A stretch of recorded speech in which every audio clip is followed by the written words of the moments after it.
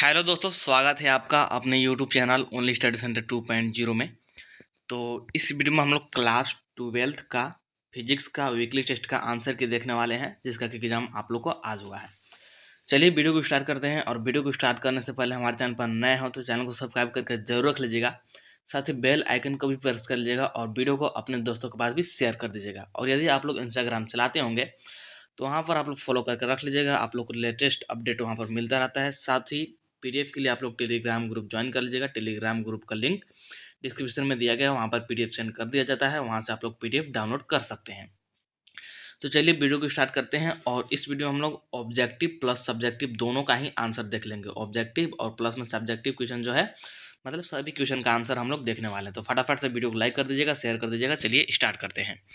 तो देख लीजिए, यहाँ पर सेक्शन ए है। सबसे पहले ऑब्जेक्टिव क्वेश्चन आप लोग को देखने को मिलेगा। तो पहला क्वेश्चन यहाँ पर देख लीजिए क्या दिया गया है। निम्नलिखित में से कौन सी घटना प्रकाश की कण प्रवृत्ति पर कार्य करती है? Which of the flowing phenomena established the particle nature of light? तो फर्स्ट नंबर क्वेश्चन का राइट आंसर क्या जाएगा? फर्स्ट नंबर क्वेश्चन का, ये आप लोग पढ़े होंगे, आप लोग का चैप्टर नंबर 11 का ये क्वेश्चन है। तो इसका राइट आंसर आ जाएगा फोटो इलेक्ट्रिक इफेक्ट, यानी कि ऑप्शन नंबर डी, प्रकाश विद्युत प्रभाव, फोटो इलेक्ट्रिक इफेक्ट। तो यहाँ पर ऑप्शन नंबर डी करेक्ट हो जाएगा फर्स्ट नंबर क्वेश्चन का। इसके बाद है सेकेंड नंबर वाला क्वेश्चन की, the energy of a photon of wavelength lambda is.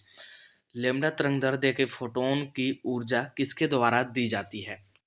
तो लेमडा तरंगदैर्ध्य है और इसके फोटोन की ऊर्जा बताना है। तो सेकेंड नंबर क्वेश्चन का राइट आंसर क्या आ जाएगा? सेकेंड नंबर क्वेश्चन का राइट आंसर आ जाएगा एच सी बाई लेमडा, यानी कि ऑप्शन नंबर बी करेक्ट हो जाएगा। एच सी बाई लेमडा या फिर एच म्यू भी, एच न्यू भी इसको लिखते हैं, लेकिन यहाँ पर ऐसा ऑप्शन नहीं है, इसलिए ऑप्शन नंबर यहाँ पर बी हो जाएगा right, H C by lambda. फिर है थर्ड नंबर क्वेश्चन की, dimension of Planck constant is. Planck स्थिरांक का आयामी सूत्र है। प्लैंक स्थिरांक यहाँ पर जो एच है, इसमें ये है प्लैंक स्थिरांक। तो इसका आयामी सूत्र यानी कि डायमेंशन बताना है। तो थर्ड नंबर क्वेश्चन का राइट आंसर क्या जाएगा? जब इसे आप लोग कैलकुलेट कीजिएगा तो M L two T inverse, M L का स्क्वायर टी इनवर्स, यानी कि ऑप्शन नंबर बी हो जाएगा करेक्ट थर्ड नंबर क्वेश्चन का। इसके बाद आगे बढ़ते हैं। तो आगे देख लीजिए, यहाँ पर फोर नंबर वाला क्वेश्चन क्या दिया गया है कि the photo electric cut off voltage in a certain experiment is 1.5 volt. The maximum kinetic energy of emitted photo electron is। एक निश्चित प्रयोग में photo electric cut off voltage दिया गया है, 1.5 वोल्ट है। उत्सर्जित फोटो इलेक्ट्रॉन की अधिकतम गतिज ऊर्जा क्या होगी, यहाँ पर बताना है। तो फोर नंबर क्वेश्चन का राइट आंसर क्या आ जाएगा? जब इसे आप लोग कैलकुलेट कीजिएगा तो इसका निकल के आ जाएगा 2.4 इंटू 10⁻⁻19, यानी कि ऑप्शन नंबर सी। और यहाँ पर साथ में आप लोग का होगा जूल, यहाँ पर जूल छूट गया है। तो ऑप्शन नंबर यहाँ पर कौन सा करेक्ट होगा फोर नंबर क्वेश्चन का? Option number C. नेक्स्ट है फाइव नंबर वाला क्वेश्चन, देख लीजिए कि the wavelength of an electron accelerated through a potential of v volt is given by. V volt से त्वरित इलेक्ट्रॉन से संबंध डी ब्रोगली, यहाँ पर गलत हो गया है हिंदी में, तरंग दैर्ध्य होगा, यहाँ पर तरंग दैर्ध्य होगा। तो इसका राइट आंसर कितना निकल के आ जाएगा फाइव नंबर क्वेश्चन का? इसका राइट आंसर निकल के आ जाएगा यहाँ पर ऑप्शन नंबर सी, यानी कि 12.27 angstrom by under root V है। वी यहाँ पर वोल्टेज है, तो ये निकल के आ जाएगा एंगस्ट्रॉम में इतना होगा। और यही अगर आप लोगों से नैनोमीटर में पूछा तो 1.227 नैनोमीटर हो जाता। तो इसे आप लोग ध्यान रखिएगा, ऑप्शन नंबर सी करेक्ट हो जाएगा फाइव नंबर क्वेश्चन का। नेक्स्ट है सिक्स नंबर वाला क्वेश्चन कि in hydrogen atom the angular momentum of the electron in in ground state is. जमीनी अवस्था में हाइड्रोजन परमाणु में इलेक्ट्रॉन का कोणीय संयोग होता है। तो छठा का राइट आंसर कितना निकल के आएगा? ये आ जाएगा आप लोग का h/2 पाई, h/2 पाई। ये होता है एक्चुअली फार्मूला होता है NH/2 पाई, NH/2 पाई। तो यहाँ पर बोल दिया है ग्राउंड स्टेट, तो ग्राउंड स्टेट के लिए n का मान 1 ले लेंगे। तो यहाँ पर ऑप्शन नंबर बी करेक्ट हो जाएगा उस हिसाब से, h/2 पाई। नेक्स्ट है यहाँ पर सेवन नंबर वाला क्वेश्चन, देख लीजिए क्या है कि हाइड्रोजन परमाणु की प्रथम कक्षा की बोर त्रिज्या r है, तो दूसरी कक्षा की त्रिज्या क्या होगी? If the radius of the first Bohr orbit is r, the radius of second Bohr's is. तो फर्स्ट का यहाँ पर त्रिज्या दे दिया है और सेकेंड का पूछा है। तो 7 नंबर क्वेश्चन का राइट आंसर क्या जाएगा, ऑप्शन नंबर बी, यानी कि 4R हो जाएगा जब इसे आप लोग कैलकुलेट कीजिएगा। नेक्स्ट है 8 नंबर वाला क्वेश्चन देख लीजिए कि what is the order of radius of, क्या है यहाँ पर, हीलियम एटम। हीलियम परमाणु की त्रिज्या का क्रम क्या होगा, तो हीलियम परमाणु की त्रिज्या का क्रम बताना है। तो इसका निकल के आएगा आप लोग का 10⁻⁻10 मीटर, यानी कि ऑप्शन नंबर यहाँ पर सी करेक्ट हो जाएगा 8 नंबर क्वेश्चन का। नेक्स्ट है 9 नंबर वाला क्वेश्चन क्या है देख लीजिए कि electrons in the atom are held to the nucleus by, परमाणु में इलेक्ट्रॉन किसके द्वारा नाभिक से जुड़े होते हैं। तो 9 नंबर क्वेश्चन का राइट आंसर हो जाएगा यहाँ पर न्यूक्लियर फोर्स, यानी कि परमाणु बल के द्वारा, ऑप्शन नंबर सी करेक्ट हो जाएगा 9 नंबर क्वेश्चन का।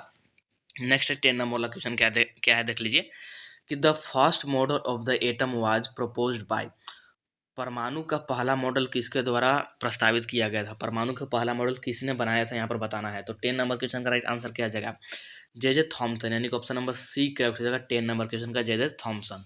तो यहाँ पर आप लोग का ऑब्जेक्टिव क्वेश्चन कंप्लीट होता है। इसके बाद हम लोग आगे बढ़ते हैं सब्जेक्टिव क्वेश्चन की ओर। और वीडियो पसंद आ रहा हो तो लाइक जरूर कीजिएगा। वीडियो बनाने में बहुत ही मेहनत लगती है और इसके बाद 11th क्लास का भी अपलोड किया जाएगा, तो उसके लिए भी बने रहेगा और चैनल को भी सब्सक्राइब करके जरूर रख लीजिएगा। आपको सारा वीडियो यहाँ पर मिलता रहता है, साथ ही फाइनल एग्जाम का भी तैयारी कराया जाता है। नेक्स्ट देख लीजिए, अब यहाँ पर है आप लोग का सब्जेक्टिव क्वेश्चन। पहले है very short answer type, 2 number वाले क्वेश्चन है।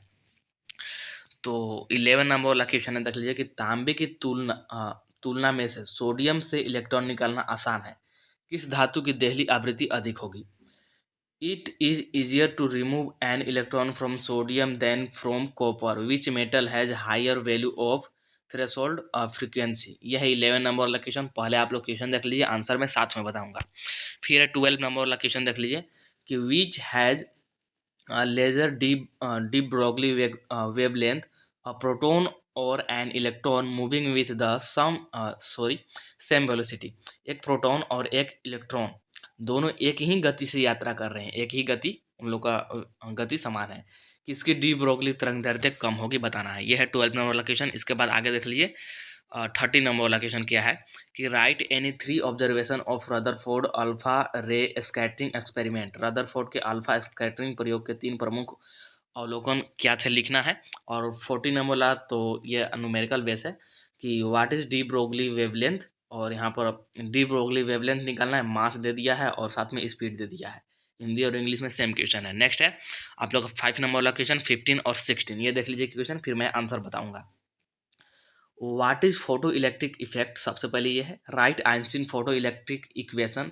नेक्स्ट है state the law of photo electric effect. पहले है कि फोटो इलेक्ट्रिक प्रभाव क्या है, फिर आइंस्टीन के फोटो इलेक्ट्रिक समीकरण को लिखना है, फिर फोटो इलेक्ट्रिक प्रभाव के नियमों का वर्णन करना है। और नेक्स्ट है 60 नंबर वाला क्या है कि write limitation of Rutherford atomic model और write any 3 basic postulate of Bohr's theory. Rutherford परमाणु मॉडल की कमियां लिखना है और बोर मॉडल की यहाँ पर 3 अभिधारणाएं लिखना है, जिसको कि पोस्टुलेट बोलते हैं। तो ये हो गया आप लोग का क्वेश्चन। अब चलिए हम लोग इसका आंसर देख लेते हैं। तो देख लीजिए यहाँ पर ये आप लोग का 13 नंबर क्वेश्चन का आंसर है, जो 13वां नंबर वाला क्वेश्चन है ये उसका आंसर है। अल्फा रदरफोर्ड का अल्फा का जो प्रयोग है उसका आंसर है। 11 और 12 नंबर क्वेश्चन का आंसर मैं नहीं करा रहा हूँ, उसका आंसर आप लोग खुद से कर लीजिएगा, क्योंकि आप लोग खुद से भी कुछ मेहनत कीजिए और नहीं कर पाइएगा तो वो भी आप लोग कमेंट में लिख दीजिएगा, उसका भी आंसर मैं टेलीग्राम ग्रुप में सेंड कर दूंगा। फिलहाल ये 13 नंबर वाला क्वेश्चन का आंसर है, जो आप लोग का 30 नंबर वाला क्वेश्चन है। क्वेश्चन आप लोग देख सकते हैं, मैंने बता दिया है। जो रदरफोर्ड का अल्फा कण प्रकीर्णन प्रयोग है उसका आंसर है। तो देख लीजिए, और हिंदी और इंग्लिश दोनों में आप लोग को आंसर मिलेगा, तो टेंशन नहीं लीजिएगा। पहले मैं हिंदी में बता रहा हूँ, फिर इंग्लिश में भी बताऊंगा। तो देख लीजिए, पहला है कि अधिकांश अल्फा कण बिना विक्षेपित हुए स्वर्ण पथी को पार कर जाते हैं, अर्थात परमाणु का अधिकांश आयतन रिक्त है। पहला निष्कर्ष तो ये था। और दूसरा का है कि लगभग 8000 में से एक अल्फा कण स्वर्ण परत से टकराकर लगभग 180 डिग्री पर लौट जाता है, अर्थात परमाणु का संपूर्ण धनावेश एवं लगभग संपूर्ण द्रव्यमान एक बहुत छोटे आयतन में समाहित होता है, इसे ही नाभिक कहा जाता है। और तीसरा है कि इलेक्ट्रॉन नाभिक के चारों ओर वृत्ताकार कक्षाओं में घूर्णन करते हैं। घूर्णन के लिए आवश्यक अभिकेंद्रीय बल किसके बराबर होता है, विद्युत बल के बराबर। तो ये हो गया आप लोग का। और इंग्लिश में भी दिया गया है, यहाँ पर देख लीजिए कि 3 major observation Rutherford made in the gold foil experiment are. तो यहाँ पर आप लोग खुद से देख सकते हैं स्टॉप करके, क्योंकि वीडियो बहुत ज़्यादा लंबा हो जाएगा, हिंदी और इंग्लिश दोनों बोलूँगा। तो वीडियो को स्टॉप कीजिए, चाहे तो स्क्रीनशॉट ले सकते हैं और अदरवाइज आप लोग यहाँ से भी लिख सकते हैं। और नेक्स्ट है 14 नंबर वाला क्वेश्चन, जो कि आप लोग का न्यूमेरिकल क्वेश्चन था। आप लोगों को निकालना था यहाँ पर डी ब्रोगली तरंगदैर्ध्य निकालना था। तो देख लीजिए 14 में दो पार्ट है, फर्स्ट एंड सेकेंड। तो फर्स्ट वाले क्वेश्चन में आप लोग का एम यानी कि मास यानी कि द्रव्यमान 0.04 kg दिया था, और आप लोग का स्पीड दिया था 1 किलोमीटर पर सेकेंड। तो हम लोग जानते हैं डी ब्रोगली तरंगदैर्ध्य बराबर क्या होता है, लैम्डा बराबर एच बाई पी।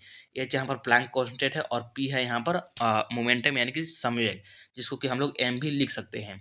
तो इसको मैंने एम भी लिख दिया, और इसका मान नियत होता है, प्लैंक कांस्टेंट का मान आप लोग को याद होगा 6.6 इंटू 10⁻24 होता है, और एम दिया है 0.04, तो यहाँ लिख दिया, और बी का मान 1 है तो इसको गुना कर दिया। और जब आप लोग इसको गुना कीजिएगा तो ये 0.04 ही रहेगा, और जब इसको डिवाइड लगाइएगा तो 165 इंटू 10⁻24 आ जाएगा। और इसको इस प्रकार से लिख सकते हैं अरेंज करके 1.65 इंटू 10⁻32।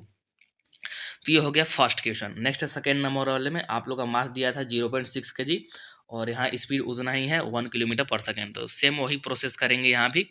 जो तरंगदैर्ध्य होता है डी ब्रोगली तरंगदैर्ध्य एच बाई पी, और इसको लिख सकते हैं एच बाई एम भी। और फिर यहाँ से इसको कैलकुलेट करेंगे तो 1.1 इंटू 10⁻33 निकल के आ जाएगा। तो ये हो गया 13 और 14 नंबर क्वेश्चन का आंसर। आगे बढ़ते हैं, तो यहाँ पर देख लीजिए आगे आप लोग का ये 15 नंबर क्वेश्चन का आंसर है, और सॉरी 16 नंबर क्वेश्चन का आंसर है। 16 नंबर क्वेश्चन का आंसर, 16 नंबर क्वेश्चन में दो पार्ट है आप लोग का, first part and second part. First part and second part, तो ये फर्स्ट पार्ट का आंसर है, देख लीजिए, और इंग्लिश में भी बताऊंगा। तो रदरफोर्ड के मॉडल की कमियां।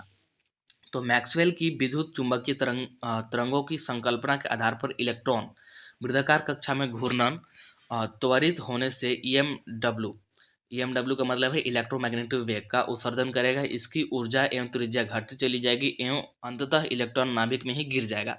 ऐसा क्यों नहीं होता है, यह रदरफोर्ड मॉडल में स्पष्ट नहीं किया गया है। तो पहला कमी तो यह हो गया रदरफोर्ड मॉडल की, और दूसरा का कमी देख लीजिए क्या है कि हाइड्रोजन स्पेक्ट्रम की असततता में भी समझाने में विफल रहा। मतलब कि हाइड्रोजन स्पेक्ट्रम असतत क्यों होता है, ये भी रदरफोर्ड मॉडल में नहीं बताया गया है। तो ये हो गया आप लोग का फर्स्ट पार्ट, और नेक्स्ट ये सेकेंड पार्ट 16 नंबर क्वेश्चन का ही ये सेकेंड पार्ट है। बोर पोस्टुलेट लिखने को बोला था, 3 पोस्टुलेट लिखने को बोला था। तो यहाँ पर देख लीजिए मैंने लिखा है तीनों के तीनों। तो पहला है कि इलेक्ट्रॉन नाभिक के चारों ओर निश्चित अस्थायी वृत्ताकार कक्षा में चक्कर लगाते हैं। इन निश्चित कक्षाओं स्टेबल ऑर्बिट में घूर्णन करता है, इलेक्ट्रॉन घूर्णन करता है, ईएमडब्ल्यू का उत्सर्जन नहीं करता।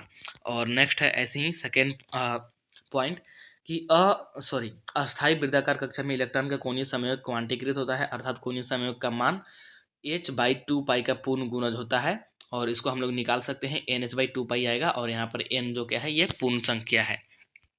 ऐसे ही तीसरा का पॉइंट है कि जब इलेक्ट्रॉन उच्च ऊर्जा स्तर या फिर उच्च कक्षा से किसी निम्न कक्षा या फिर निम्न ऊर्जा स्तर में संक्रमण करता है, तो वह दोनों ऊर्जा स्तरों के अंतर के बराबर एक फोटोन उत्सर्जित करता है। तो ये हो गए बोर के 3 पोस्टुलेट, और यहाँ पर आप लोग को इंग्लिश में मिल जाएगा। तो ये जो 60 नंबर क्वेश्चन है ये उसका फर्स्ट पार्ट का आंसर है। 60 नंबर क्वेश्चन का फर्स्ट पार्ट का आंसर जो कि क्या था, यहाँ पर मैं बताता हूँ आप लोग को। फर्स्ट पार्ट में क्वेश्चन था, हाँ, रदरफोर्ड की कमी था। तो ये वो है। और नेक्स्ट यहाँ पर बोर का पोस्टुलेट लिखने के लिए तो 3 पोस्टुलेट ऑफ बोर, ये है फर्स्ट सेकेंड और थर्ड। देख लीजिए थर्ड यहाँ पर दिया गया है, ये है आप लोग का थर्ड। तो इस प्रकार से आप लोग का 13, 14 और 16 क्वेश्चन मैंने कंप्लीट करा दिया है। 11, 12 और 15 आप लोग खुद से कर लीजिएगा, नहीं कर पाएगा तो कमेंट में लिख दीजिएगा, उसका आंसर मैं टेलीग्राम ग्रुप में शेयर कर दूंगा। तो इस वीडियो में इतना ही। आई थिंक वीडियो पसंद आया होगा, वीडियो पसंद आया हो तो लाइक जरूर कर दीजिएगा। चलिए फिर मिलते हैं नेक्स्ट वीडियो में।